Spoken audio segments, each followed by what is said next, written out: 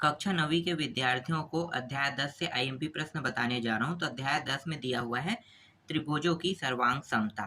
ठीक है, तो इस अध्याय में देख लेते हैं कौन कौन से प्रश्न इंपॉर्टेंट है। और जैसे ही ये बुक जो है कंप्लीट होगा तो अदर जो बुक है ना उसको उपयोग करूँगा। ठीक है, अदर सब्जेक्ट का। तो सब्जेक्ट में अभी बहुत सारे बाकी है। आपका सामाजिक विज्ञान बाकी है, रसायन तो चल रहा है, हिंदी बाकी है, इंग्लिश बाकी है। ठीक है, तो जो जो बाकी है उन सबको मैं आपको बता दूंगा। ठीक है, चलो देखते हैं ये वाला प्रश्न। देखो पहला प्रश्न, इसमें x का मान निकालना है। तो मान निकालने के दो तरीके हैं। पहला तो आप जिगजैग नियम का उपयोग कर सकते हैं जिसे हम एकांतर कोण कहते हैं। देखो यहाँ से यहाँ और ऐसा एक जिगजैग बन रहा है, तो x का मान जितना उतना 2 रहेगा, मतलब दो x बराबर 2 रहेगा, यहाँ पे कोण 2 आ जाएगा। ठीक है, दूसरा क्या है, कोण 2 आने के बाद ये जो दो है, ये दोनों जो है ना, ये नियम लागू करता है सम्मुख कोण नियम। तो x बराबर 62, तो डायरेक्ट आप x बराबर 62 इस तरह से भी बना सकते हो। तो दोनों नियम यहाँ पे लागू हो रहा है और x का मान पूछा है, मतलब x कोण का मान 62 अंश होगा। ये इसका उत्तर है। चलो आगे देखते हैं दूसरा प्रश्न। दूसरा प्रश्न में देखो दिया है BC बराबर है समरूप है AC के। ठीक है, समरूप और बराबर है। तो कोण A का मान 140 अंश, कोण 2, 3, 4 का माप ज्ञात कीजिए। बहुत आसान प्रश्न है, कैसे हल होगा। सबसे पहले आपको एक सरल रेखा को देखना है। ये एक सरल रेखा है, C और A की ओर जा रहा है ना। सरल रेखा का मान होता है 180 अंश। अब इस सरल रेखा को, ये वाला जो रेखा है CB, दो हिस्सों में बांट रहा है। तो 180 अंश कितने हिस्सों में बढ़ गया, 2 हिस्सों में। ये जो एक है ना, कोण 1, इसका मान कितना है, प्रश्न में 140 दिया है, तो इसका मान 140। और 180 में 140 को घटाओगे तो ये जो कोण 2 है इसका मान निकल जाएगा, कितना आ जाएगा, 40। ठीक है, कितना आ जाएगा, 40। अब ये जो B और A है, मतलब कोण 4 और 3 दोनों बराबर है। इसका मतलब क्या हो सकता है, ये दोनों बराबर है तो मैं इसको x मानता हूँ तो इसको भी x मान लेता हूँ। और तीनों कोणों का योग कितना होता है, 180 अंश। तो ये 1 और 1 2x और ये 40। 40 को 180 में घटाएंगे कितना आएगा, 140 आएगा। ठीक है, 140 आ गया। 140 को 2 से डिवाइड कर दो क्योंकि 2x है, तो x का मान निकालेंगे, 2 से डिवाइड करेंगे तो 70 आ जाएगा। तो इस कोण का मान भी 70 और इस कोण का मान भी 70 प्राप्त हो रहा है। समझ में आ गया। चलो इसका सॉल्यूशन दिखाता हूँ, ये रहा। ठीक है, मैंने आपको ऐसे ही बता दिया कैसे इसे बनाना है। तीसरा प्रश्न देखो। तीसरा प्रश्न में यहाँ पे AB बराबर AC कह रहा है और कोण B का मान यहाँ पे दिया हुआ है, तो कोण A का माप ज्ञात कीजिए कह रहा है। तो एक चीज यहाँ पे देखना होगा कि ये जो 3 कोण दिए है ना, इनमें से 2 कोण का मान सेम है। कौन कौन सा, भाई कोण A का सेम नहीं हो सकता। क्यों, क्योंकि अगर A का सेम होता तो हमें निकालने के लिए नहीं कहता। तो मतलब कौन सा बाकी है, B के बराबर C होगा। तो ये B कोण और C कोण दोनों बराबर हो गया। A का मान निकालना है, मतलब इसका 50 तो इसका भी 50 हो गया। 50 50 100, और एक त्रिभुज के तीनों कोणों का योग 180 अंश होता है। तो 100 को घटा दोगे कितना आएगा, 80 आएगा ना। तो कोण A का मान 80 प्राप्त हो गया। ठीक है, इसका सॉल्यूशन मैं दिखा देता हूँ।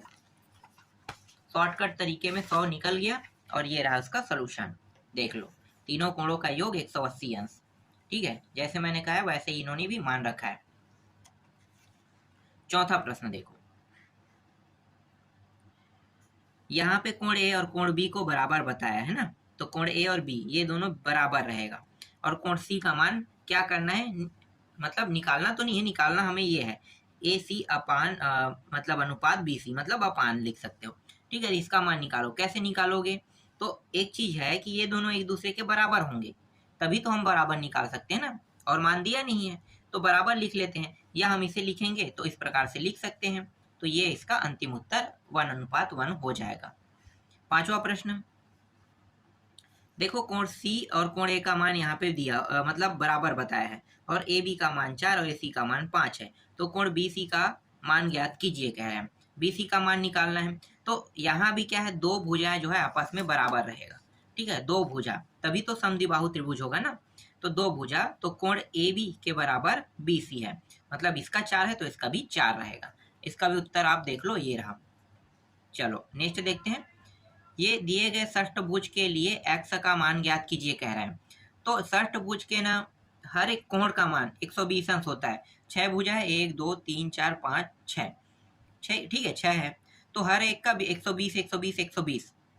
अब इस त्रिभुज को देखो, इस त्रिभुज यहाँ पे एक रेखा खींच दिया गया है, त्रिभुज का निर्माण हुआ, तो इस वाले कोण का मान निकालना है। तो 90 अंश को आधार मान के 120 को मतलब 120 में 90 घटा दो, कितना आएगा 30, तो ये 30 अंश इसका आंसर हो जाएगा। ठीक है, हल कैसे करना है देखो यहाँ पे, ये रहा। ठीक है, 90 को यहाँ पे घटाया गया तो x का मान कितना आ गया, 30 अंश आ गया। ठीक, आगे देखते हैं। अब 7वां प्रश्न देखो, 7वां प्रश्न में ए बी का मान निकालना है कह रहे हैं। बहुत आसान प्रश्न है। यहाँ पे दो भुजाओं को तुलना कर सकते हो, एक ही रेखा में देखो ये दोनों 180 180 कट जाएगा, और ये वाला एक दूसरे के बराबर, तो ए बी बराबर कितना आ जाएगा 160, तो आगे 160, मतलब ए बी का मान भी 160 रहेगा। इसका सोल्यूशन मैं दिखाता हूँ आपको, कुछ इस प्रकार से किया गया है। देखो यहाँ पे सेम आया उत्तर 160। ठीक है, नेक्स्ट प्रश्न देखो, यहाँ पे देखो कुछ इस प्रकार से प्रश्न दिया हुआ है, मतलब ये दोनों त्रिभुज क्या समरूप है। अब समरूप के नियम कानून अगर पूछा जाए तो यहाँ पे आपको बता देना है। ठीक है, इसमें कुछ खास तो दिया नहीं है, बताने लायक भी कुछ भी नहीं है। ठीक है, आगे देखते हैं। इसके बाद देखो, एक समद्विबाहु त्रिभुज ABC में ABBC तथा मतलब दोनों बराबर कह रहा है, और यहाँ पे दो कोणों का मान दिया है। ठीक है, दोनों को एक दूसरे के बराबर रख दो, तो यहाँ पे 2 और 4 है, तो घटाएंगे तो 2 बचेगा, 2x, और ये 8 और 20 दोनों जुड़ जाएगा तो 28 हो जाएगा। ठीक है, 28 को 2 से डिवाइड करो, कितना आएगा, तो 14 आएगा ना x का मान, तो x का मान 14 प्राप्त होगा। देखो यहाँ पे अब क्या करेंगे, कोण ए और कोण सी में बारी बारी से रखेंगे, तो मान आ जाएगा कोणे पर रखने पर 36, और कोण सी पर रखने पर भी 36 प्राप्त हो रहा है।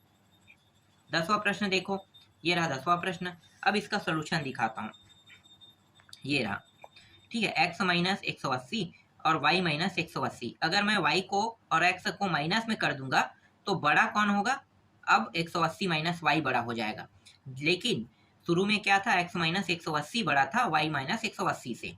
ठीक है, इस तरह से तो बड़ा हो गया, तो यहाँ पे देखो इस तरह से हल करना है। ठीक है, आगे देखो 11वां प्रश्न, सिद्ध कीजिए कि समकोण त्रिभुज में कर्ण सबसे लंबी भुजा होती है। कर्ण सबसे लंबी भुजा होती है, कैसे सिद्ध करोगे, तो देखो यहाँ पे इसका उत्तर मैं आपको दिखाता हूँ, ये रहा।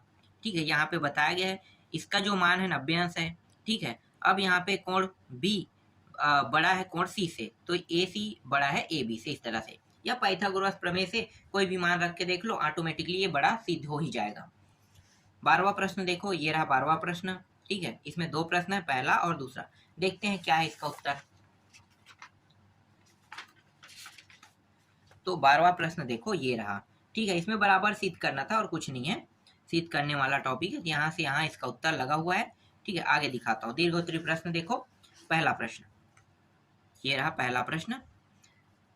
ठीक है, इसकी रचना है, उपपत्ति है और सिद्ध करना है, तो ये रहा सिद्ध करने वाला टॉपिक यहाँ पे दिया हुआ है, सिद्ध करके बता भी दिया है। ठीक है, नेक्स्ट प्रश्न देखो, ये रहा दूसरा प्रश्न। इसका आधा हिस्सा आपको दिखाई दे रहा है, उत्पत्ति तक के देखना है, उत्पत्ति के बाद आधा हिस्सा आपको यहाँ पे दिखाई देगा। ठीक है, चलो लास्ट पर प्रश्न देखते हैं, ये रहा अंतिम प्रश्न। ठीक है, इसके बाद थोड़ा सा हिस्सा बचा है, इसको मैं पूरा दिखा देता हूँ इस यहाँ पे। ठीक है, तो इस तरह से ये पूरा अध्याय भी कंप्लीट हो गया, अध्याय 10 भी पूरा का पूरा कंप्लीट हो गया।